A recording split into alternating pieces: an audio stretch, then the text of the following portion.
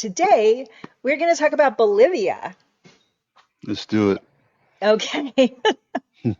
So It's right I've in the never heart. been It's there. right in I the don't heart of think. South America. You haven't Okay. been there. Have I been there? I don't know if I have, but I don't think I have. Where Well, let's put it is, this way. If go ahead. let's put it if you've been there, you would know that you've been there. It's definitely a unique destination. It's not just one of those countries that blends in. It doesn't. It's very unique in what it offers. Okay. And South America is hot, usually, unless it's up in the Andes. So what kind of climate are we talking about for Bolivia? It works a little bit differently with Bolivia. So it's hot and wet, or a little bit dry and cold. Um, Mm. Not the whole country as a whole is cold, but one of the places that we take you to can be cold, and that is a specific area of the salt flats, which is the number one attraction Oh. in the entire country. So there's pros and cons going either season. So the dry and colder season is like May, June through August. Mm. That is when it's drier. So we have access to more area of the salt flats in the south. However, it doesn't have the mirror effect. So you know when it looks like water and people walking on water, Mm. and it just looks like you're walking on water. That is during the wetter um, and warmer months.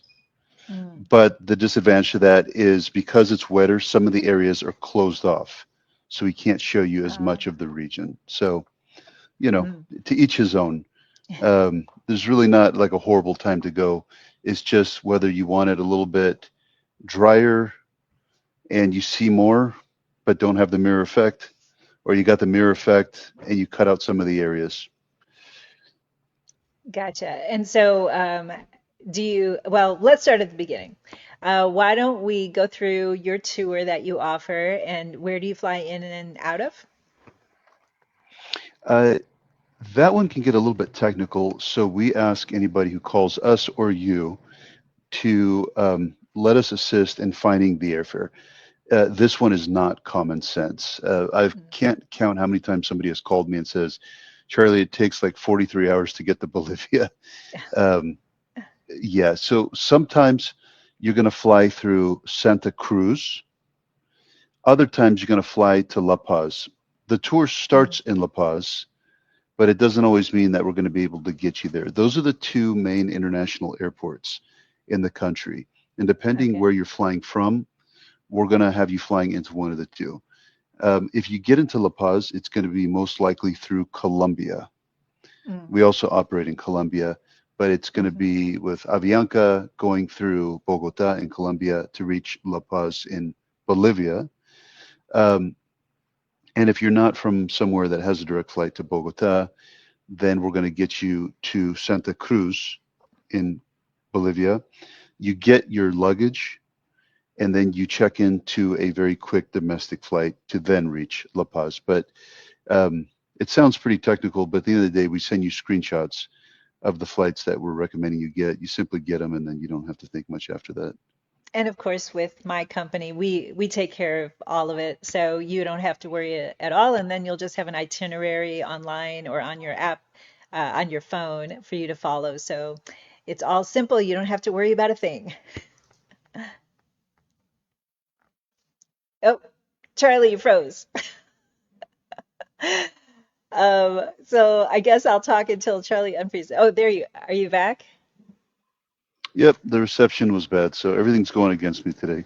I know it's Um, one of those days. yeah, I had to turn off the Wi-Fi in my place here. So, Oh, um, I, but it's okay. Yes, you need airfare. Talk to Lainey. She'll hook you up. that's right. And so, how many days do you offer on your tour? Including the day of arrival and departure, our tour is typically 10 days. Okay, that sounds It good. covers most of the highlights. There are a couple of others closer to Santa Cruz, which I had mentioned previously. We don't cover those because they're very difficult to reach, and it requires a lot of private transportation, private airplane, this, that. Mm. So that typically happens with people who just have an incredible amount of money and want to go to this. The vast majority of people do um, in and around La Paz. They do the wetlands. Those are called the pampas. And Mm. otherwise, they do the salt flats. I would put this at 95% of people. That's what they do for Bolivia. So you're starting in La Paz, and are we talking, five-star hotels, four-star hotels? What can they expect in that area? Five. Five. So there's two really good hotels in La Paz. They have their pros and cons. My preferred hotel is right in the Colonial Center. Mm. It's good for most of the time, except if there's an event going on, it can be very loud. So in those instances, we have people at a newer hotel that's further out from the city. So that's just going to depend on when you're arriving exactly.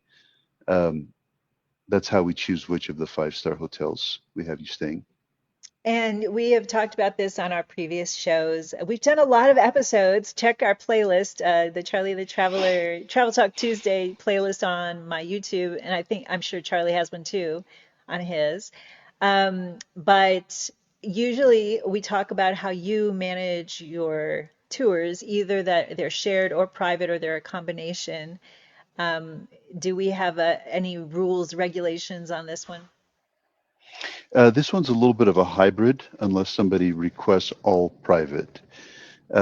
So the first, like, just consider it into three different segments: one in and around La Paz, one for the wetlands, one for the salt flats. Kind of like see it from that perspective. Okay. Um, when you get to the wetlands, uh, depending on who's staying at the Eco Lodge, you're going to share the experience accordingly. If there's nobody there, you're going to get it private. If there's a lot of people there, you're going to be sharing with all of them because you're on the same boats to Mm. see the caimans and to see this rodent. Um, it looks like a possum on steroids. This thing. It is a big old thing, and um, part of me just discourages people from even looking up what this thing is. So let it just scare you when you arrive. That's a better, you know what I mean? And they're absolutely everywhere these things. Mm. So there's lots and lots of wildlife when we're taking you on these boat rides when you're staying at that eco lodge. Um, and which part of the country you visit first, it's going to depend on the day you're arriving. The Mm. flights to the wetlands and back to La Paz aren't daily. They only go during certain days of the week. So depending on when you're arriving, we may do that first, we may do it second, we may do it last. For you, you're not going to really know the difference. You're provided with an itinerary letter, and you'll just say, check out and please be at the lobby at 8 a.m. Pedro will be there ready for you. You'll be taken to the airport. You got this flight. You'll arrive in the Pampas at this time, blah, blah, blah. Mhm. Um, that's kind of how we do that one. The other part for the salt flats, they used to have daily domestic flights from La Paz to the salt flats, Uluni it's called specifically, Mm. Uluni, and back. Since COVID, they stopped. Every now and then they have them, Mm. and if you get lucky, we'll put you on one of those domestic flights. Mm. For reasons that no one really understands, they've stopped for the most part, even though that is the number one destination. So, what we typically do is in the evening, we take our customers to the bus station, and they have like a really luxury bus with an almost fully reclining chair Mm. that goes to Uluni, and it's a 10-hour drive. Oh my gosh. Which, yeah, it sounds crazy because I hate those, but this Yeah. one reclined like I would say 85%. Mm. I slept just fine, and the air conditioning was good and everything. I thought this thing was going to be hell. I'll be honest with you. I thought chickens were going to be like pecking at my ankles and like smelling goats and this kind of no, no, no, no. This was a really good overnight bus that's very quiet and dark. Okay, so Um, you're sleeping on the bus. Basically, that's your one hotel night there. that is, yeah, unless the domestic flights are open, and we're always looking at that. And if that's the Mm. case, you just take a quick flight. It's like 1 hour. And then you end up Okay. sleeping in Uluni, which is the gateway to that whole region right there. And is your guide on the bus with you? No. So you're going to have one guide in and around La Paz. Mm, You have another person in and around Uluni, and then okay. you have another person in the Pampas area. So you typically have about three of them. Ah, okay. Gotcha. So, so we can kind of just assume right now that um, we're going to first see the little bit of La Paz, and then we're going to like go over to the wetlands. So let's just like take that assumption for now.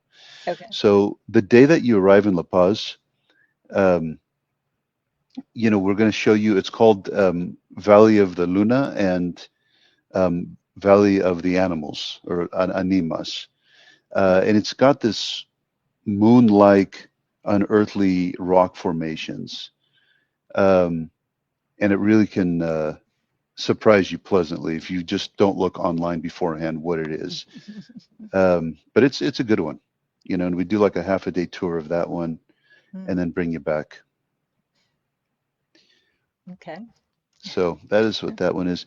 The second day, we're going to now assume that this is one of the days that there's a domestic flight to the wetlands. Okay.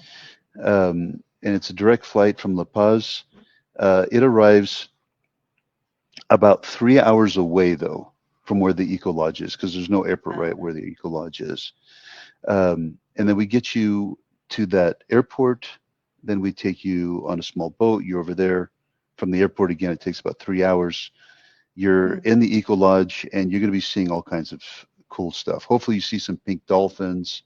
mm. Um, they have the howler monkeys. They sound like they're gorillas, and they're the size of my hand. Um, you know, they got all kinds of birds over there, of course. Um, so yeah, that's kind of what we do there. So is the Eco Um, Lodge it's on land, right? You take a boat to it though?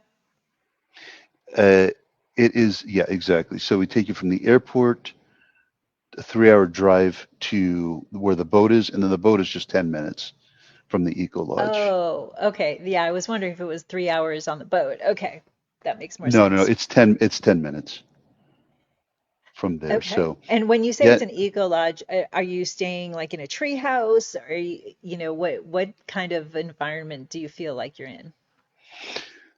it's like a wooden Eco Lodge where you're going to feel like you're in the pond, you're the wetlands there. I mean, it really Mm, feels like um, it's a very authentic thing, and this is one of the best ones in the area there.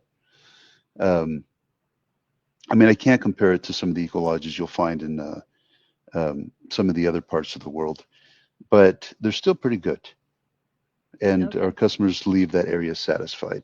The food that they provide is also really good. Mm, Of course, they love the rivers that we take them to. I mean, the river cruise that we put them on. So it's a very authentic experience of what you're seeing there. And you go to like these lagoons, and when they see the pink dolphins, it makes them even happier. mm.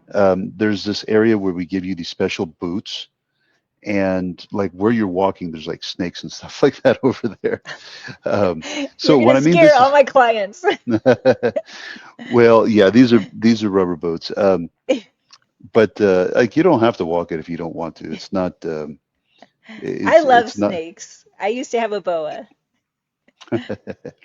Um, so we give you to you. If you don't want to do it, you don't do it. But I mean, this is a very authentic experience. This is not like one of those boat rides that you take in at Disneyland where you hear kind of like some music in the background and they kind of like spray some water at you and then like they're no, this is the real deal. Now, at the wetlands, um, we basically have a limited amount of time. You got about 2.5 days. Some people Mm, say, wow, I really love it. I want to stay longer. We have to very respectfully um, tell them we can't do that. And that's because the flights into the wetlands and mm. out of the wetlands have very specific days. And if you don't take the one leaving out, you're going to have to wait 3 more days. So if you want one more day, We can't do it. If you want two, we can't do it. Uh, If you want three, then yes, you can do it. Now, if people say, well, I'm willing to just take the land back to La Paz or wherever, that's fine, but that takes like 12 hours and it mm, is not fun. I've done it. Okay. I've done that. mm, Um, on a trip I did to the in the past to um, it was during COVID. That was a more recent trip that I did, mm, um, and one of the more recent trips that I did to South America. And basically, how the driver found anything, I got no idea. There's no road signs. I mean, you are just like, where the heck are we? You mm. know, and how this guy, you know how you use the GPS? Here's the GPS, okay? Right there's the GPS. I don't know how the heck it was one of the coolest things I've ever seen. Like I feel stupid because I missed my freeway exit, and you know, I'm begging to GPS to tell me what to do. This guy was driving for 12 hours and he didn't get lost once. Bottom line, don't try what I did. It's just for me. It's not for you. Get in with a flight. Get Exactly. out with a flight. This isn't one of those places to kind of um, customize No. stuff and play around with it. Yeah, I mean there are customizations we can do.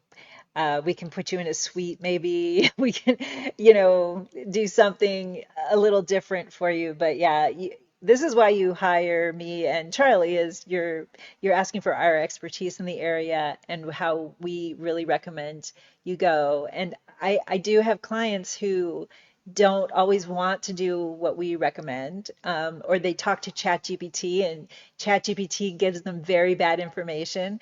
But that's why you need a human. You need us who know on the ground what to do and what's good to do. So please do listen to our advice. Indeed. And then what ends up happening on the fourth day, because what day one you arrived in La Paz, we show you the de las Animas, which is again that place with the unearthly formations.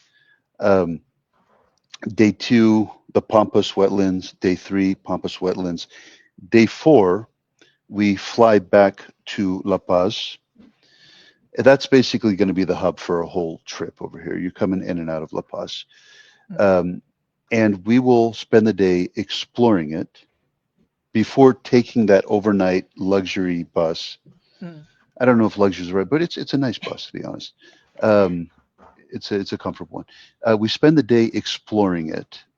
That's when we take you to Valley of the Moon, or Valle mm, de la Luna. It's a little bit similar to the one that we take you to on day one, but this one's bigger. We take you to a place called Plaza Morillo. That is one of the main squares in the city, and it's got that Spanish colonial architecture. mm, Um, we take you another square called Plaza San Francisco. That's where the cathedral is, all Spanish architecture. But to mm, be honest with you, my favorite attractions in La Paz of everything are the cable rides, the cable car rides. mm. Uh, I haven't until now seen anything like that in my life. Um, Imagine, you know how like Europe uses the metro and they've got this super extensive metro network Yeah. and it's underground. Okay, La Paz has the equivalent to that, but with cable cars. And these So aren't are they like ones. gondola type? So there's like two or three people in one or Yes, four, yes, correct. and then they Uh, just go like straight. I was just on one of those in Japan. okay, okay, yeah, but this one, they're not very high. It's not like you're way Mm, up close. And I'm going to tell you why I just made that joke right now. It's because they don't have very good regulations on building codes. So mm, the way it works over in Bolivia is Lainey is my neighbor, and she thinks she's a big shot, so she's going to build a second story. Well, I'm uh, cooler than Lainey, so I'm going to build a third story. Okay, and then they've got this like, like the Transformer. Have you ever seen like Transformer cartoons and movies and all this kind of stuff? yeah. Well, somehow that became fashionable in Bolivia. So they started building these homes with like Transformer architecture, which Uh, also I had never seen anywhere. and then they're competing with each other. Which neighbor has the taller house? Okay, so as these cable cars are trying to get you from one place to another, I mean, you literally could just look to the side and like see inside, the person's like bedroom type of thing. So, um, it is crazy, but don't worry, it's not to the point where they're actually going to touch the cable cars, but um, it is very fascinating in how the whole thing was designed. From what I was told, it was actually built by an Austrian engineer. Hmm, That's what my tour guide had explained to me. It is a very sophisticated system, and it's not some rinky-dinky Mickey Mouse type of thing. I mean, it is a very extensive, interesting. reliable network of um, lines. So my favorite lines are like the red, blue, and yellow. Those are my favorite lines because you see a lot of cool stuff. Um, you're Sorry. not getting drunk on me, are you? I don't know what No, you're drinking there. I had to take some medicine. Um, um, so those are my three favorite lines. There are other lines as well, but I have personally chosen those ones because the surrounding nature is very nice. Um, and just being able to see all these homes and kind of stuff, it is quite fascinating. So Mm, that's how I chose those three of the many lines that are available there. interesting. So now that night, after we showed you the cable car lines and everything else, you've taken the bus to Uluni, the gateway to the salt flats, and you get there in the morning. Hopefully, you're well rested, and you're now going to start the whole tour around the salt flats. You're Mm. not sleeping in the same place every day. You're doing a circle. So you start in Uluni, you end in Uluni, Oh, okay. but you're seeing a bunch of crazy stuff, and every day looks very different from the last. That's a misconception. People think like you go there, you're like, oh, why am I there for 3 days? Like, okay, it's cool, but you see it and then you're done. No, no, no. The area looks very different. The Hmm. temperature is very different. The sites are very different. So the first stop that we take you to, Uh-oh. what happened? What happened? Did I lose you? Where you're just kind of almost going out, but you're still there. Are you there still? I think you're there. Can you hear me? Yes, yes. Oh, geez. Um, anyway, so yeah, people think that they do like just stay in Uluni and then they make these day trips, or they think there's just one thing to see there. No, it's a big area. There's lots to see, and they're different from one Hmm. another. So the first thing that we take you to is called the Train Cemetery. Okay, Train Cemetery. So this place is super cool because it's just like basically rusted out. So you got all these trains and they're Hmm. just sitting there, but they're really cool trains. And they're very photo friendly. Like you just go over there and there's all kinds of nice Instagram worthy photos that you could take and whatnot. And you kind of get them inside, you hang off the side, you take photos, all this kind of stuff. I hadn't seen anything like that before. It's not just one train, it's a whole area with a bunch of trains. Hmm. And the locomotives, I mean, that's what they are. I mean, they're older. Right. And they were used for the mining industry back in the day. Hmm. And at some point, they just gave up on them, and now they're cool for taking photos. Yeah, I think I've seen some of those photos on Instagram. So the next place that we take you to is a village called Colchane, and then they have like a salt processing facility over there. Um, Hmm. and then you basically have lunch, and then that's when we take you to Salar de Uyuni. That is the most famous one, where it's just the salt flats, like this huge open land with like Hmm. salt flats. Um, so, I mean, it goes as far as the eye can see, pretty much. Um, and then once you're in that area, we take you to these like saltwater wells.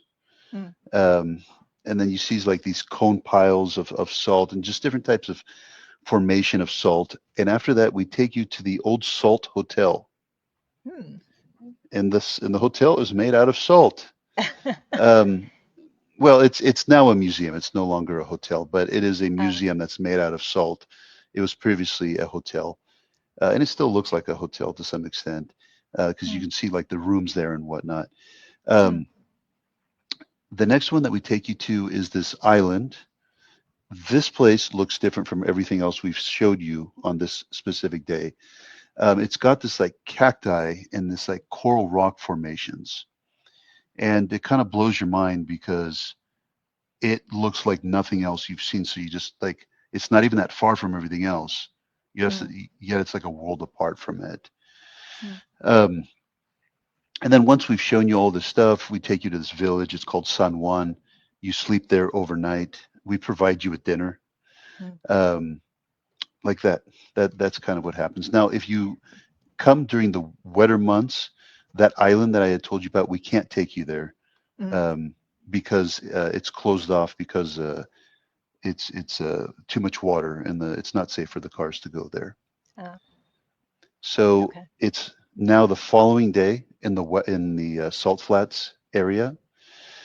We take you first to this lagoon, and these lagoons, because we're going to take you to another lagoon called Hedonista, and then a third one called Honda. They all have different colors to them, and sometimes they have colors within colors. Hmm, It's like a twirling type of effect. Some's hmm, green, some's red, some's this. That. It's just hmm, kind of blows your mind. The altitude is high over hmm. there, so you may get a little bit of nosebleed just as a heads up to you. Oh, Um, you're going to see some cool stuff. Colors. You're also going to see these flamingos. You see pink flamingos and you see white flamingos. hmm. And you got the llamas and alpacas, which are very Yes. indigenous and well known in South America. Um, And after that, we adorable. that is exactly right. They are adorable. We provide you food this whole day. You don't have to worry about any of that stuff. Obviously, the lodging is included. Um, on that night, it is a little bit colder because where we take you to, it's Mm, colder than the previous night. So just a little heads up on that. Um, the following day, this is now the third day. This is day 7 in Bolivia, but day 3 in the Salt Flats area. mm, Um, what we end up doing is we take you to this place called Sol de Mañana. That's a place with this like bubbling geothermal activity. uh, You see what I mean? Like all these places are very different. Like we talked about train, and then we talked about a salt hotel, and then we talk about this mm, island with this cactus. You see what I mean? And then yeah. here's this red and green lagoons. Mm, So I mean, and now we're talking about geothermal fields and geysers and all this kind of stuff, and mm, sulfur and mud pools. And then we take you to this place called Thermas de Polques. There's natural hot springs, and you have time to actually go inside the water oh, nice. over there. I really liked that place. Mm, I had actually slept there the night prior, and I saw the Milky Way, like yeah. just full on, and it was cold, Mm, but like inside when you're in the water, it's nice and warm. It's when you get out of the water that's when it's cold. yeah. Um, but yeah, seeing the Milky Way, and it was just so like so vivid. It was an Mm, amazing one. So after that, after you've bathed in that, we take you to this desert. It's called Salvador Dali Desert. hmm. It's got this really cool landscape to it. Um, Does it look like we his paintings? Is that why? no, no, it doesn't. um, so we ended up taking to some nice lagoons that day as well that look different from the day before. We take you for lunch, and then we get you back to Yuluni, that place you've already heard of me say Right. 10 times. And then we take the overnight land transfer back to La Paz. Ah, okay. So you're doing that twice. Unless there's a domestic flight, if that's the case, you sleep in Yuluni the following morning. We take Mm. a 1 hour direct domestic flight back to La Paz. I like that flight option way better. But We all do. We all do. So now you take that overnight bus to La Paz, mm, and what we do from La Paz is actually go straight on a day trip to Copacabana. Ah, And that is the gateway to Lake Titicaca. Um, and that is not a name I invented. That's really what it's called for anybody who thinks I'm just joking around. No, Lake Titicaca. Um, you believe me, right, Lenny? yes, I think most people know that exists. Okay. All right. Good. um, sometimes I've told people that you're messing with me, right, Charlie? I'm like, no, that's what it's really called. Let me Google that. I'm like, go ahead, and then come back and apologize. Um, so, anyways, once we take you there, this one's a very different experience. You have more of the native people over there. You're going to find the native people everywhere. When I mean native, I mean the Native American, Indigenous. the indigenous ones. Yeah, Yeah. exactly. With the more traditional attire and all this kind of stuff. You're going to find a lot of that near Lake Titicaca. And this is also not far from Peru. They Mm, share the border right there. So we that's also what I was operate in. thinking. Sorry, So I people. was thinking when I was in Peru, we had an option to go to Bolivia. That's why it was familiar to me, but we Mhm. didn't do that. So sometimes people do our Bolivia and Peru tour together, Hmm. and we use that to cross over. But for people who are only doing the Bolivia tour, we make this day trip from La Paz to Copacabana and to Lake Titicaca.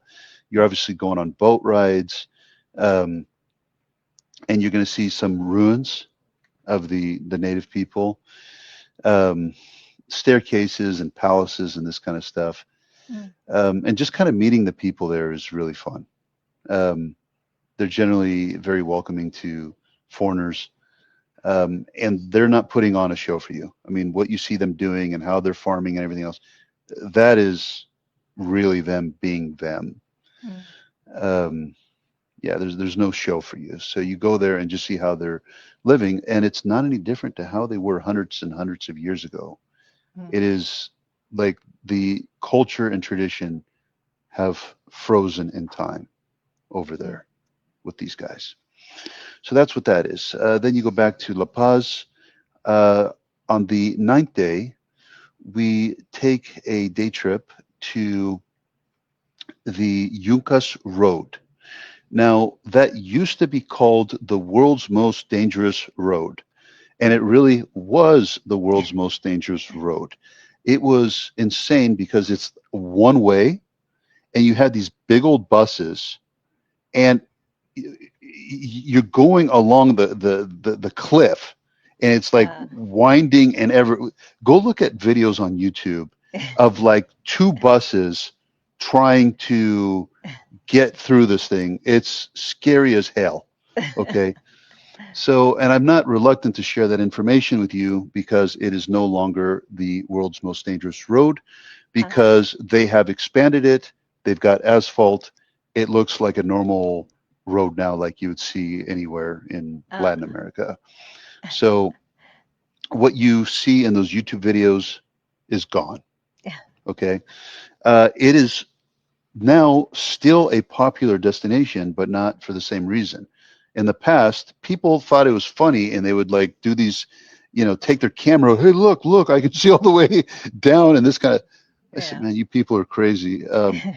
But now it is famous because that is where the most famous bike ride is in Bolivia, and it is actually one of the most famous bike rides in all of South Oh, America.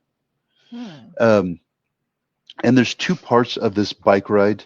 One is on the road itself where the cars is, and the landscape is really beautiful. And there's another part, cars can't go there, and it's kind of dirt and off-roading and all this kind of stuff. Mm, Um, we forbid customers from doing the part where the other cars are. Um, the main reason is because it's really pretty.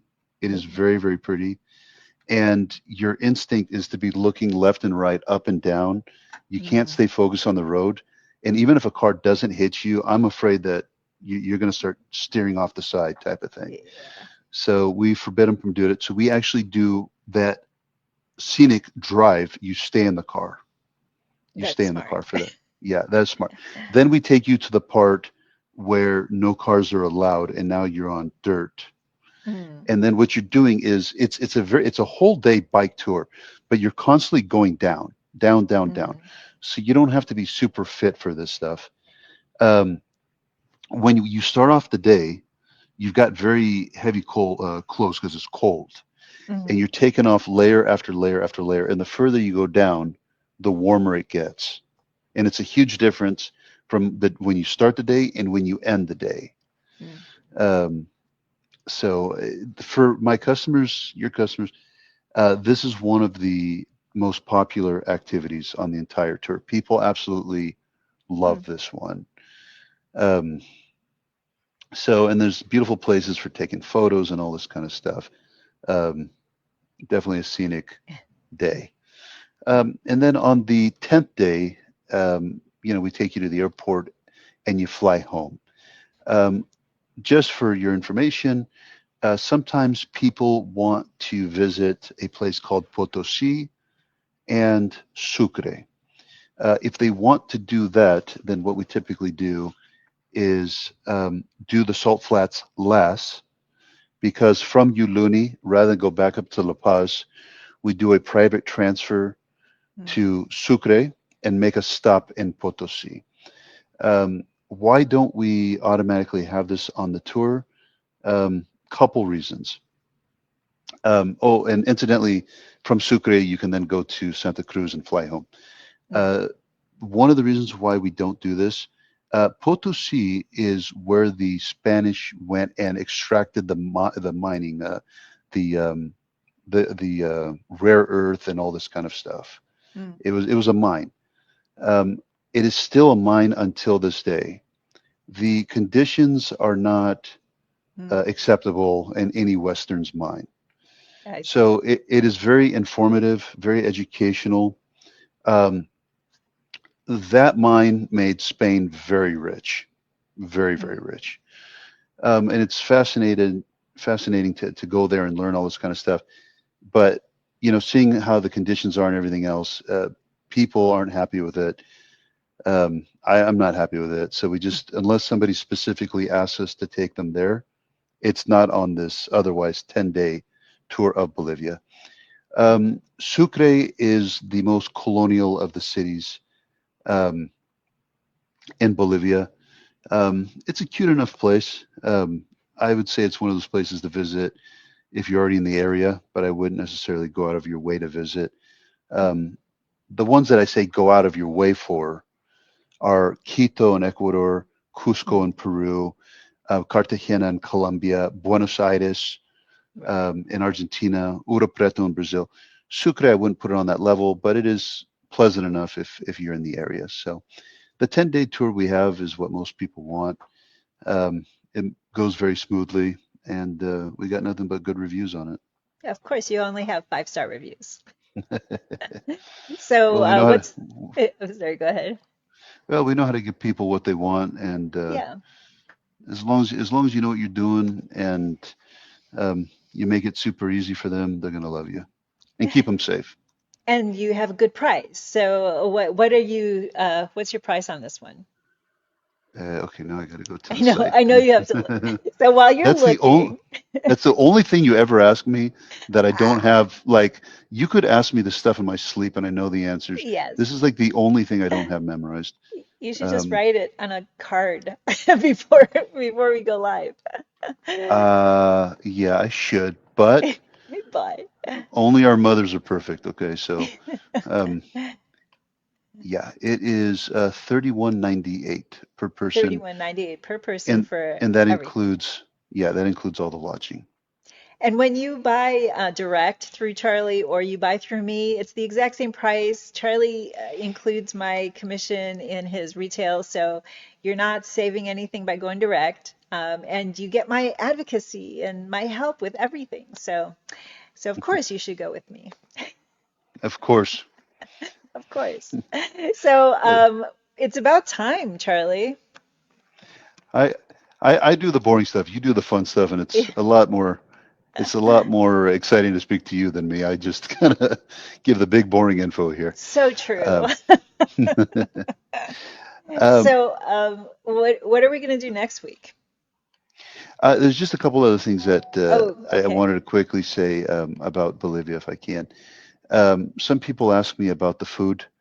Mm, Um, they don't have so much of their own unique cuisine like Peru does, for example, mm, or Argentina does, but they kind of have a blend of what their neighboring countries have. I would probably say it's closest to Peru mm. with their food, and the And food is Peru is pretty. delicious. Yeah, and their food in Bolivia is good, Mm, but it's not going to be so different from the other countries, which all have like their own very unique cuisine. Bolivia has a little bit of it all because it's right in the heart of it, so I think it kind of just takes a little bit from everybody. But you'll eat well over there. I very much like the food there when I go. Um, the people have always been friendly with me. I like them. Um, you're going to get a very different vibe when you're in the wetlands, the pampas, in that culture mm, versus when you're in the salt flats, that culture, versus when you go into Lake Titicaca and that culture. And mm, when you go to La Paz, like they're a different vibe altogether. So it's not just like one type of, it's kind of adaptive to the environment, to be honest with you. Their culture has, um, kind of very much been reflective of the area of the country that you're mm, visiting. Um, and as far as safety, as a whole, it's very safe. Um, we wouldn't recommend people just walk around by themselves, specifically in La Paz, mm, after we've done showed you around. Um, we help you see all the highlights, and then once we take you to the hotel, it's best that you just hang out there. Not because we've ever had problems, we haven't, but it is a relatively big city. It's night. It isn't well lit after 10 o'clock. mm. Um, so just you've had a fun day. Take a shower, go to bed, and let us exhaust you the following day, type of thing.